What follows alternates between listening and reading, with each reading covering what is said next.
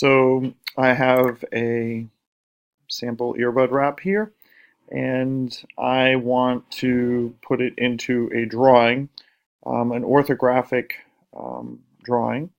So I'm going to, it's also called a working drawing. So I'm going to go to Model, and I'm going to go to Drawing, and from Design, and let's create new.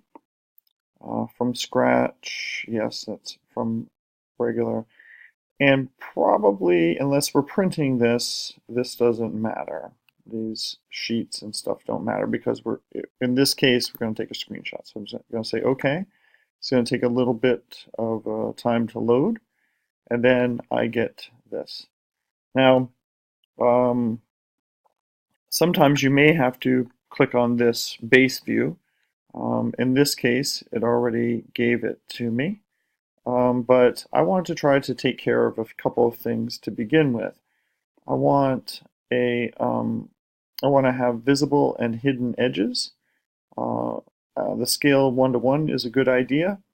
And then I want, yeah, that's good. And I think that is it. The rest are good. So I'm going to come down here and place that base view and then say OK. So there's the base view, and that's what it looks like. Now we're going to go up here to select the things that come off of the base view. So I'm going to, that's the parent view. Now I bring this up a little ways off, perhaps an inch or so in real life. And then I come over here and place that one the same distance away. And then I come up here with an isometric one and place that a little ways away. And then I hit escape, and we have that. Now, this should be shaded, and these should be hidden lines. So I'm going to go in here and say Edit View, click on it. It's going to give me this again. So I'm going to change that to shaded and close. This just gives you a decent view of what this would look like. Now I'm going to zoom in and do some dimensioning. I really need to put in all the dimensions that are applicable here.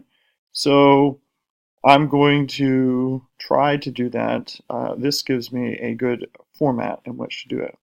It's pretty simple in this setup. I go to Dimensions, and then I am going to do from here to here, and just drag that up. So I clicked on the end, and so that's in the middle, right? Then I want people to know that that has a radius of 5. Then I can bring this out here. And then sometimes this acts a little bit weird. Yeah, often we can't go in between curves. So it is what it is. I'm gonna get rid of that. Okay, so I need to know that radius. I also need to know what is this. And go back into dimensions. I need to know that. And that is typical all the way around. I'm going to leave it as such. I need to know the width. So I click on that line, this line, and then I just drag it up here. I also, there's one other thing I think I need. Oh, the height, overall height. So I conveniently place that in between these two views. And I believe I am done. I have the basics with a length, a width, and a height. And I have the radius here, and I have this little bit which is typical all the way around. And let's see, I think I would like to try to put in this radius here as well. Let's see if we can do that. And we can.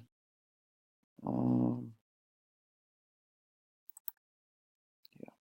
That tells us that this is around like that, at 1/8 of an inch radius. So I've used the text feature to put in typical here and typical here to show that this is all the way around, that radius is all the way around, and that this is typical all the way around as well. And that's pretty much it. And now I could go on to do this, right, and take a screenshot of this and put it into my report, and it should look pretty professional, good to go. And I can manipulate it some more there for size if I need to.